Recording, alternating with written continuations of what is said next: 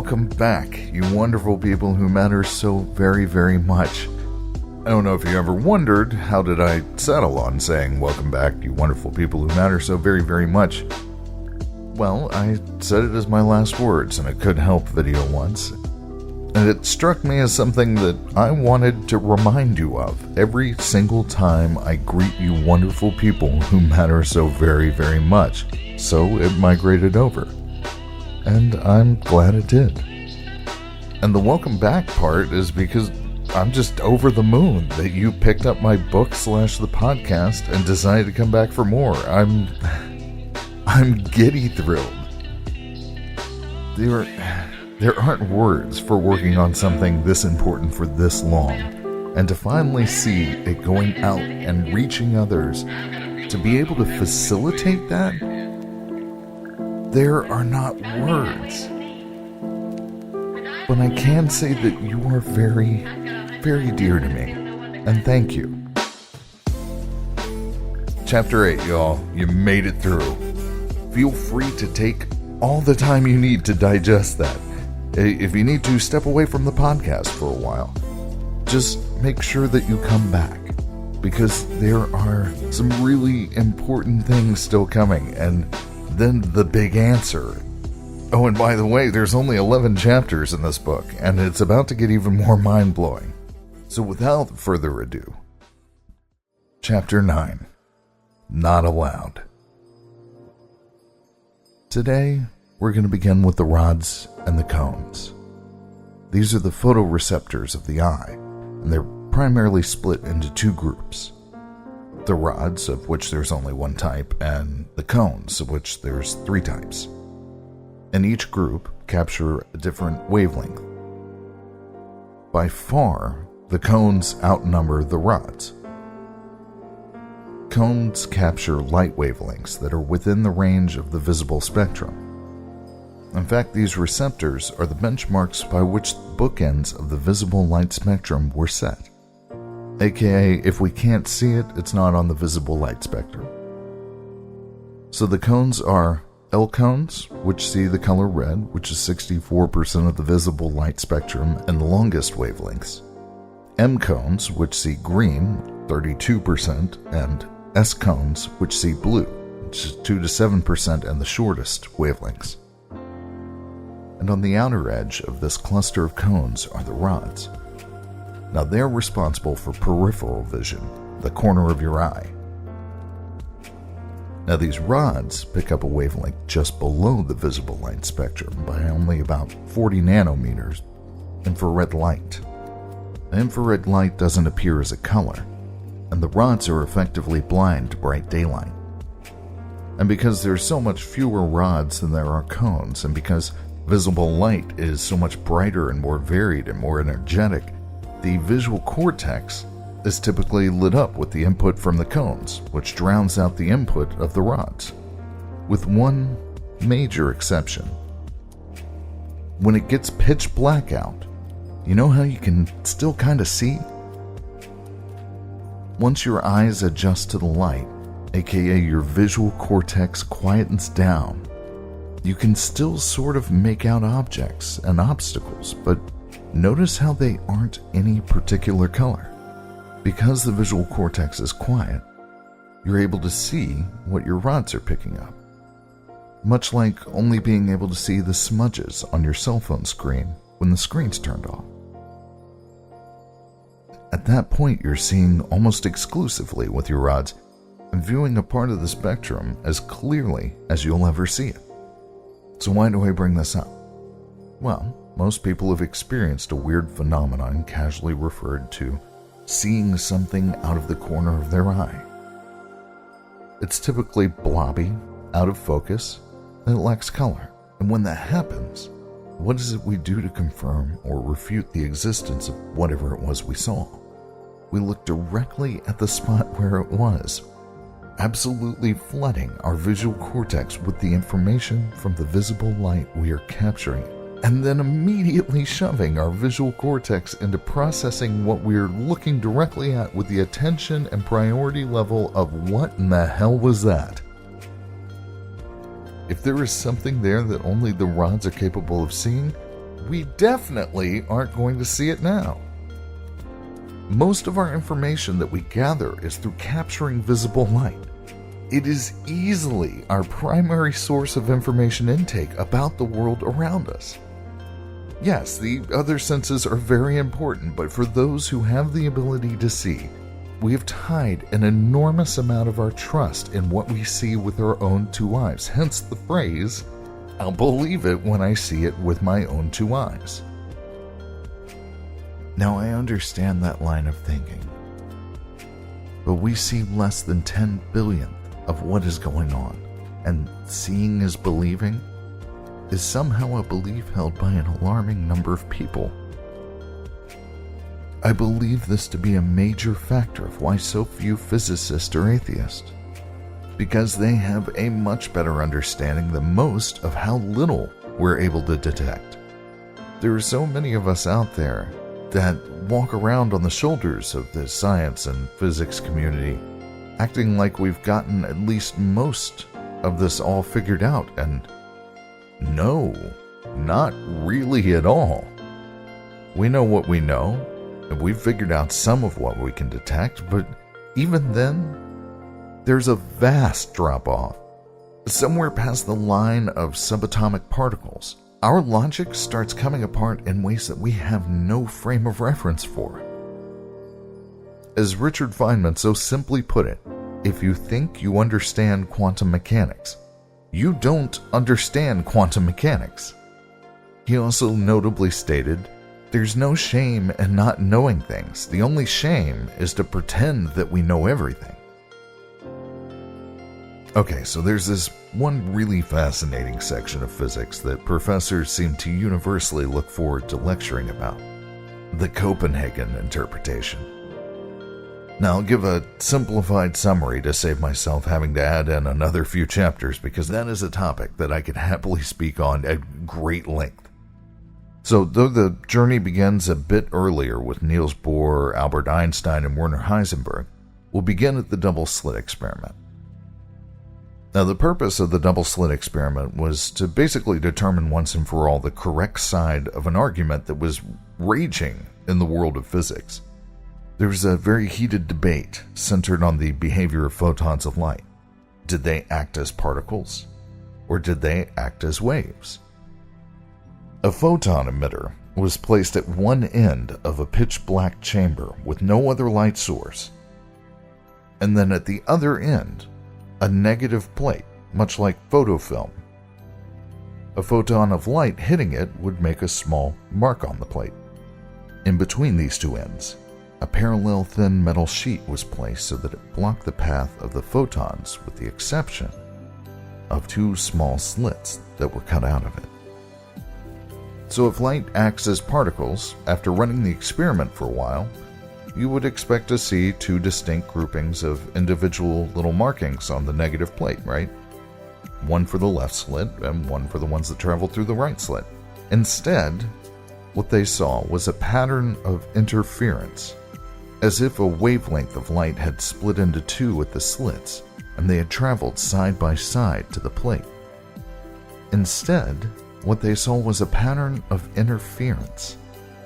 It was as if a wavelength of light had split into two at the slits, and they had traveled side by side to the plate, creating interference. Now that would make the experiment seem at first to support the wavelength theory, right? Except, upon closer inspection of the plate, there were individual dots where the particles had hit. Somehow, these photons were simultaneously showing traits of acting as both a particle and a wave. It wasn't a case of sometimes it does this and sometimes it does that. Sometimes it's both. So then they tried the process with a detector so that they could see in real time what was actually occurring in the chamber. But whenever they observed the experiment in this way, the photons of light would simply go through one slit or another, forming two distinct blobs. Now, there were some very interesting ideas bandied about on why this was happening and why it would act differently when observed. But eventually, the Copenhagen interpretation was proposed by Niels Bohr and Albert Einstein. This quickly became one of the most taught theories in physics. Now, there was no way for them to know this at the time, but they had just proposed one of physicists' favorite things to teach. The theory was that the particle of light, unobserved, existed in both of the states that it could have possibly existed until it was observed. It could have gone left, it could have gone right. You see, this interference pattern could occur on the plate if there were two photon particles of light traveling side by side. It would produce the same interference pattern and the same individual dots on the negative plate. Now, an Australian physicist named Erwin Schrödinger took some real issues with this interpretation. He took so much issue with this that he developed a thought experiment that would become famous, known to most as Schrödinger's cat. He did this to illustrate just how wrong their interpretation had been. Again, this is an oversimplification, and it's leaving out a lot that isn't strictly required for this discussion, so that a wider audience might understand what I'm talking about here, so forgive me that. But Schrödinger's cat experiment was essentially having a cat in a non-see-through box, with a random chance of an airborne poison being released inside the box, killing the cat. He rigged it up with a perfect 50-50 chance scenario. He proposed that if the scientist had no way of knowing if the poison was released or not, and if the Copenhagen interpretation is accurate, then it stands to reason that until the box is opened and the scene within it is observed, the cat would be simultaneously alive and dead, a dual state of both at the same time. Erwin brought this up and pointed out as evidence that this clearly cannot be the case. That was 1935. What Schrödinger had unwittingly done was give the physics community a very simple way of communicating the concept of superposition. The current theory in modern physics is that all things exist in all possible states until measured or observed. This means that until someone pays specific attention to something, that something exists in all the possible ways it could exist in. So just a pro tip here, this is much easier to wrap your head around if you try to remember that all forms of matter are just energy in a different state. And one of the coolest aspects, in my opinion, is that in each of these positions that it's possible for it to exist in, the amount of energy that something has is the same as the percentage of probability or likelihood of existing in that particular position. So 5% chance that it's over here, 5% of it is over here. I know this can be confusing, so picture a leather bag that has 10 marbles in it. This bag has a long neck, and it's a drawstring pouch, and inside there are 9 green marbles and 1 blue marble. The bag's neck makes it impossible to peer in and see which marbles are which. So let's say that I asked you to reach in and pull out 5 marbles, but don't open your hand. Let's also assume that you're holding the bag by its bottom in your other hand so that between both of your hands you can feel the exact positions of all 10 marbles. So within this setup, we now have 10 positions locked in place. We know exactly where all 10 of these marbles are, but we don't know which marble is which. Now let's discuss wave function collapse. This occurs when the state of something is observed. Until your hand is open, the blue marble has 10% of its energy in each known marble position. The other 90% of each marble is the other 9 marbles. Imagine that you open your hand and you look. By whatever factors that made it more likely to be in the bag, there are only green marbles in your hand. In an instant, wave function collapse occurs, and all 5 of those marbles' quantum superpositions snap into one single position for each.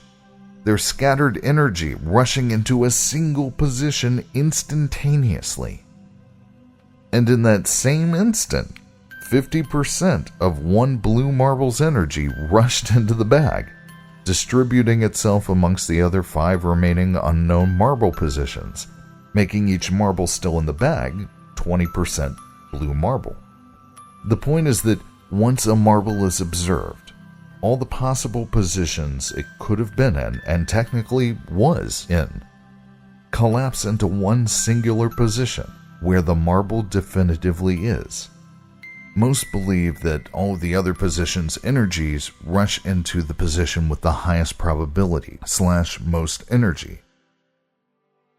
I know, this sounds hinky, it sounds wonky and implausible.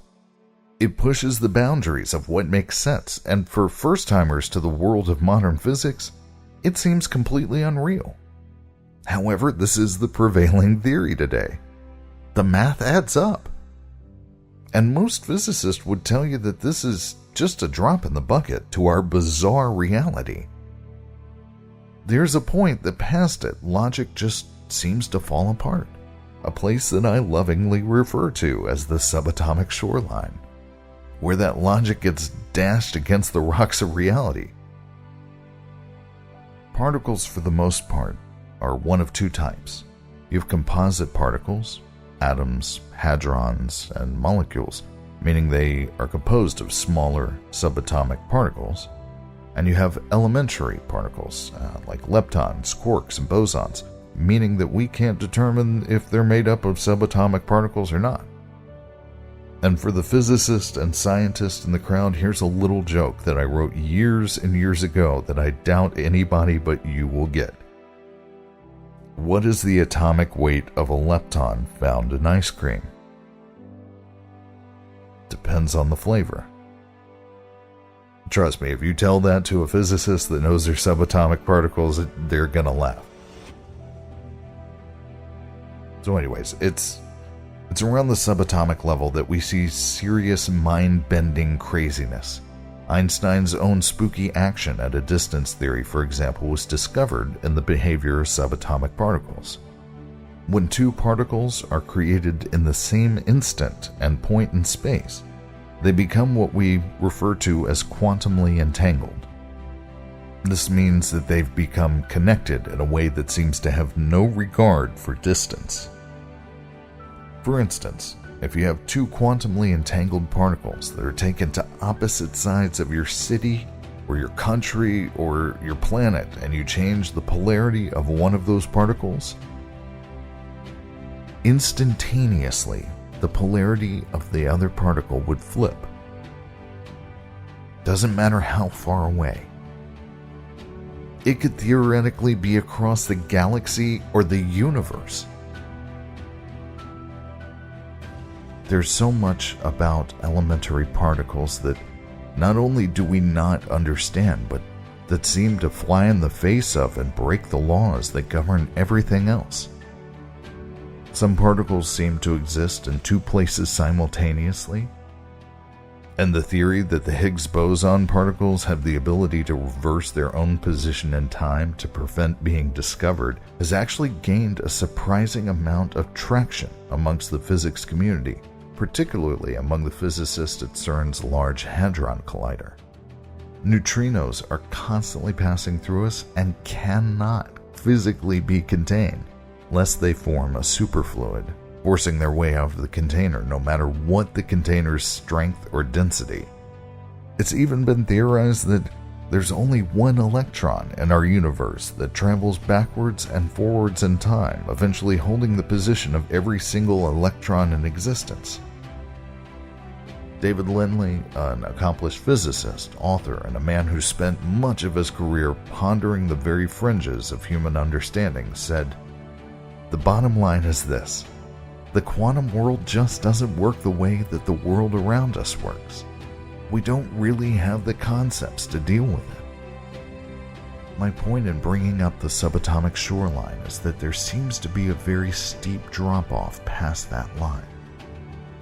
And we can reach out, like we always do, extending ourselves with our cleverness and mathematics, and hypothesize what's going on beyond it, but we can only detect so much. And we only have frame of reference for so much. The human mind, amazing as it is limited. And the further out that reach in our understanding goes, the less solid of a grasp a person can have on each of the rungs that they climb to reach that point.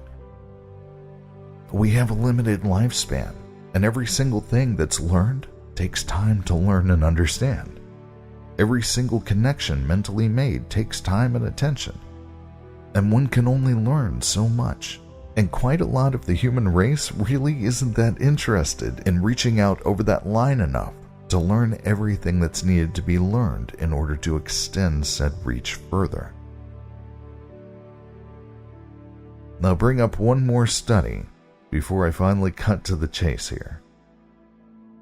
In 2013, I reached out to a large group of people and asked them to submit to me a detailed account of a very specific phenomenon that I myself had personally experienced, one that several people I had known in my life had experienced. The experience in question, for me, was a powerful and moving moment, and due to hearing my little brother explain his own encounter with it, I had come to believe that a pattern was emerging, one that I had seen elsewhere. My own personal experience had been, when I was 16 years old, my father died rather suddenly. I would love to spend the next 20 to 80 pages gushing over the kind and brilliant person my father spent his life being, but we need to keep moving. His death devastated me completely. It came suddenly, and I still have a hard time thinking about that moment and just how much we lost in our family and how it was suddenly gone. Lemony Snicket once wrote that losing someone you love unexpectedly is like climbing stairs in the dark and thinking that there's one more step, only there isn't. That sickening moment that your entire world gets completely turned upside down and you lose your orientation and your certainty, only not just for a moment, stretched out over months and months. About a week after the aneurysm took him, I had a dream. I had just exited the previous dream and found myself in a white room. My family all stood side by side in a line in front of me, left to right. My little sister, my 3 younger brothers, my mother, and my dad. They all stood there, not moving a muscle, looking off at some distant point behind me, like they were on display. I looked at my father again. I felt it creeping up to my throat. In a dream, I'm not great at actively pulling knowledge from my awake life. But even in a dream, I knew that he wasn't supposed to be there. I wasn't supposed to be able to see him anymore. I didn't understand in the dream that he had died. I only knew that I was in a great deal of pain over not being able to see him anymore. As it overtook my throat and the pressure pushed the tears forth, I saw his face soften and his eyes turn to me. You know when you start to cry in a dream and you can feel your awake self starting to cry? He had that expression one would wear if they wanted to surprise someone they love, and then that person unexpectedly starts sobbing uncontrollably. He shed the statue-like facade and rushed in and picked me up and hugged me. I remember him squeezing me so tightly, and me hugging him fiercely and just being buried in that smell that was so distinctly him, being surrounded by his warmth and the slightly muffled and rumbly sound of his voice trying to soothe me. Hey, no. I know that he said something to me right before the dream ended, but I was so far gone down the free fall of fresh grief sobbing, I couldn't be sure of what it was. I have since become convinced that he had offered the same goodbye/advice that he would when my siblings and I left for school in the mornings. "All right, boys, be sweet." That fatal moment to any dream, when there's nothing you can do to hold on to the dream and you slide against your will back to the waking world. I clutched my pillow, practically trying to squeeze my way back into the dream through it, sobbing loudly and feeling the pressure of his arms and his chest disappearing. I sobbed for a few minutes straight, once again dealing with relearning that he wasn't by some miraculous stroke of luck here again, but had died and was still gone, and that wasn't something that was ever going to change.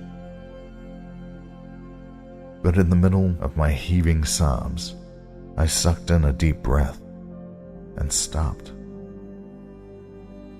My pillow smelled exactly like my father's flannel shirt that I had just had my face buried in moments before. He, like most of us, had a very distinctive scent. There's an aspect of a visit dream that no one can convey to someone who's never had one. There's something about that visitor, something that you can feel. They feel like the person themselves and not some generated version of themselves in the dream. Something deep within you recognizes that it is actually them. In 2013, I collected the written descriptions of close to 50 submitters' visit dreams to check for a pattern that had begun to emerge after hearing about my brother's visit dream from his best friend shortly after he had been murdered. In the dream, they had been hanging out at our family home and then headed over to a fort/hangout that they had built together, one of many. Clayton had come to realize that Frank was dead, but refused to show it and played it casual. They got to the fort and hung out a bit longer, laughing and reminiscing and just being in each other's company. After a time, Clayton looked up and said, "Frank, how is it where you are?" And Frank just smiled at the question. "I'm good." And with that, the dream left Clayton awake. Clayton confided in me about this while we stood outside the building at Frank's funeral, talking and sharing a smoke. Once I looked over the many stories I'd been sent, the pattern became evident.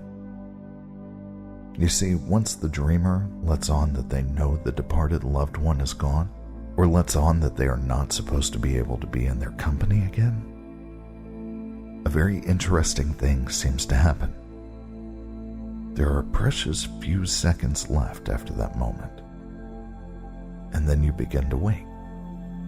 Sometimes the dreamer asks them a question, or the departed says something to the dreamer, but in all 48 cases I read, not one of the question askers got a definitive answer, and the dreams ended directly after that. "I'm okay. It's okay," was one of them. Often, they just smile, or tell you they love you, or hug you extra tight. And then the dream is done.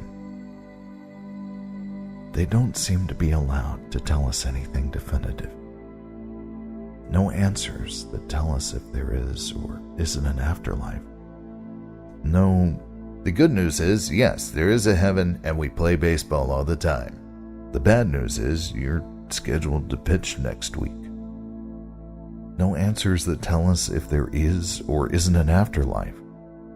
Only sweet, if sometimes cryptic, communications of love or peace. With the subatomic shoreline, the tiny range of human detection, the rods and cones and rules of the visitor's dreams, we finally arrive at the point of this chapter. I'm pretty sure that we are not allowed to prove or know with any degree of certainty that there is a God and that there is an afterlife. It seems to be a very important rule in the design of our universe that we don't get to know for certain. We are not allowed to know for good reason. From what I've seen, it is important that we choose to care about each other, to be kind to each other as a decision, and that we make those choices without ever being given a definitive proof of that creative force. There are so many people out there that only really pursue being kind to one another because their religious text says that if they're kind to others, they'll get riches in heaven, and that if they're bad to others, they'll burn in hell. Hopefully, I've been able to offer a better understanding of the logical side of why we should be kind to each other. Not because you'll get treasures, but because you have brought yourself to love these other people. The treasures should be considered as the reward for doing the right thing, not the motivation.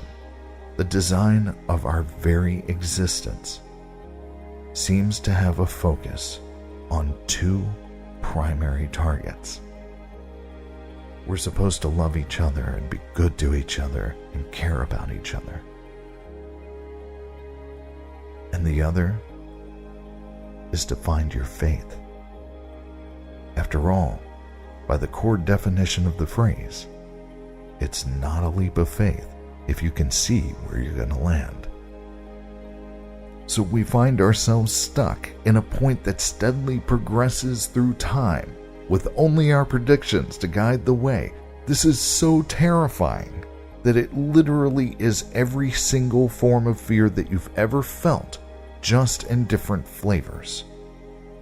And there is only one thing that seems to deflate the core fear of the unknown. It's faith.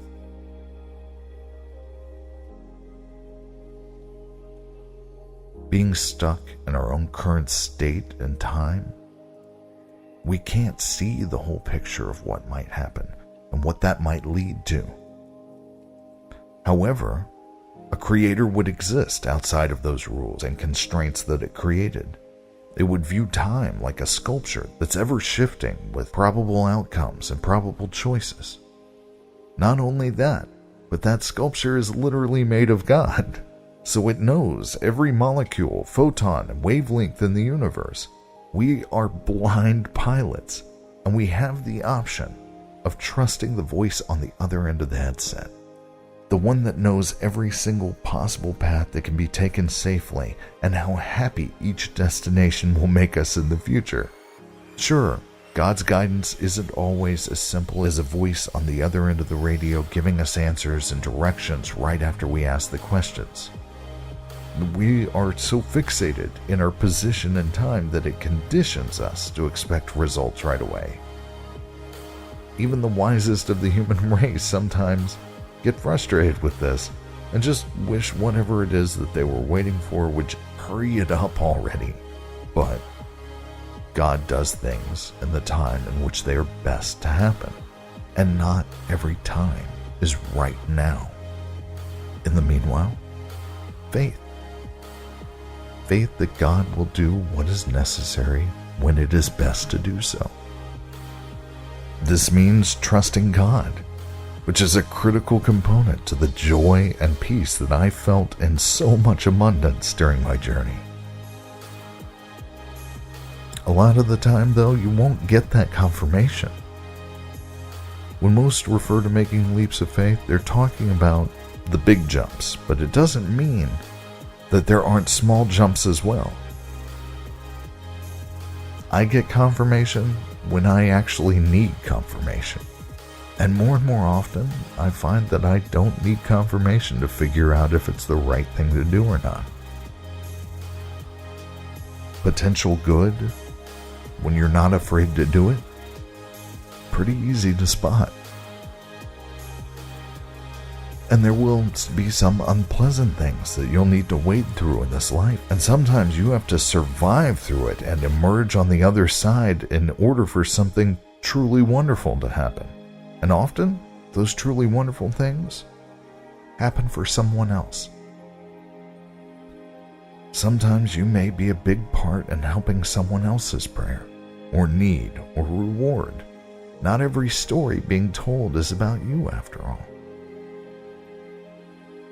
But no matter what may happen, those that keep faith and care about and do for others will wind up exactly where it is best for them to be in this life, where in others' lives it's best for them to be as well. Complete faith defeats all fear completely. It's the only effective antidote that I've ever found. I think the struggle of loving and trusting God and man, and the struggle of coming to faith in a God you cannot prove, are two of the most important struggles of human existence. So much so that our reality has been carefully constructed to support the struggle for and against both.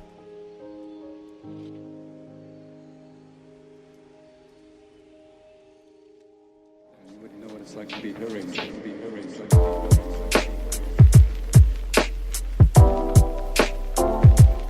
And that is it for me today. Thank you for coming to the reading.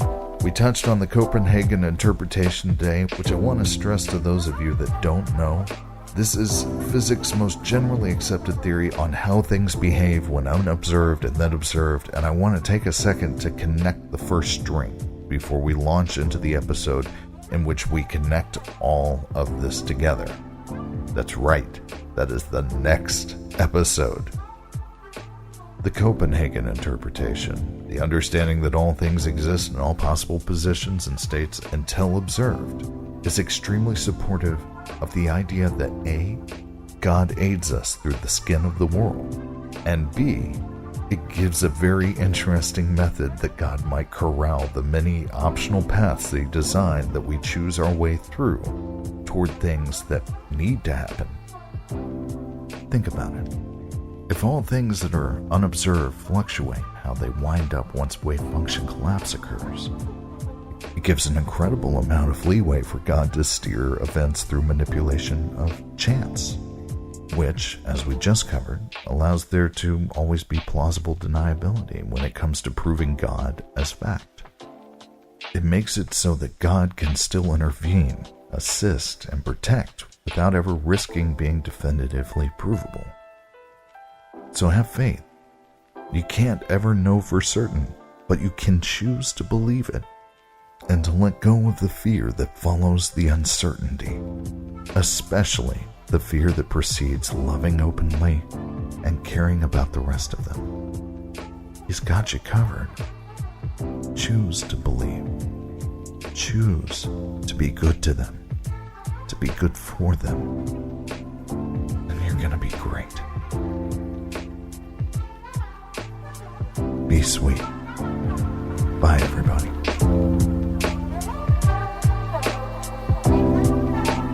You can check out the YouTube channel at youtube.com/couldhelp. You can contact the podcast at willhelpmail@gmail.com.